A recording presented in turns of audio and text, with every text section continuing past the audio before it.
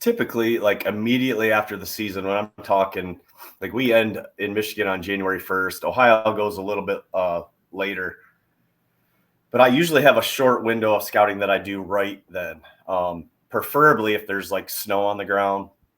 Um, it doesn't have to have snow on the ground, but what I'm really trying to capitalize on is really trying to cover some ground that's really close to that last part of the season, just to see if I can pick up on anything that might help me in a future late season. Because like if I get out, if season ends January 1st and I'm out there the second or the third or that week after, similar conditions, it's kind of a similar time frame, and I can break it down like I do, say in the spring scouting. If I can spend that time and actually kind of blow through areas, not worry about bumping deer, really see where they're at. That's really valuable to me because I do think, if I'm being honest, that's one of the weaker points in my game is just late season hunting. I've had more success probably the last 6 years, but it's because I've made a conscious effort to do this and to put more time into hunting late season and to try to get better at late season hunting. That was always a time frame when I looked back at like kind of a long career, I guess, of hunting. That was the one part of the season where I was more inconsistent. I could get them early when I could get on one. Mid-October, if I could find a good buck, I could usually get on them. The rut, kind of self-explanatory.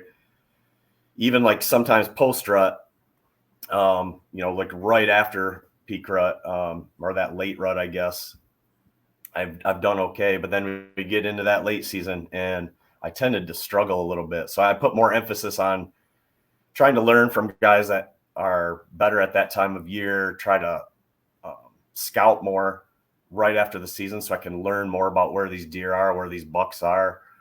And that's been really helpful. And just kind of traveling, like Michigan is tough because once the gun season starts, it's like this in a lot of states, but once the gun season starts, man, it's really tough. And unless you got a good piece of ground, I mean, late season on public land or on a shared piece of private land or a tiny little permission piece that doesn't have any food, we can't bait. It's tough, man. I mean, they're just more than likely they're not there. So I started traveling to states where maybe the pressure was a little less, the gun seasons were a little shorter, places that had, public land or where there were actually deer, they were holding deer that time of year. And I started to see my success, increase. So a really short window right after usually Michigan's season, and then right after Ohio season, I like to get out there.